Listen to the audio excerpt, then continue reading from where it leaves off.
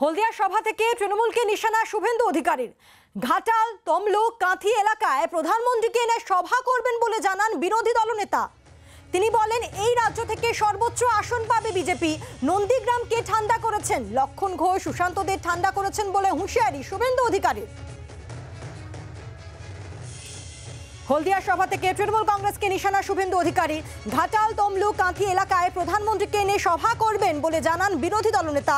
তিনি বলেন, এই রাজ্য থেকে সর্বোচ্চ আসন পাবে বিজেপি।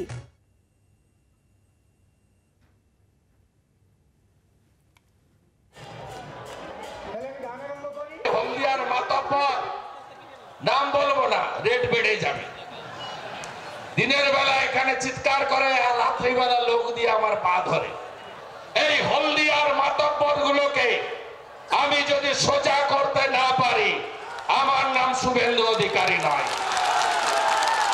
আপনারা নিশ্চিন্ত থাকুন, আমি লক্ষণ সেটকে 181 দিন জেল খাটানো লোক, আমি সুশান্ত ঘোষকে 121 দিন জেল খাটানো লোক, আমি শুভেন্দু অধিকারী।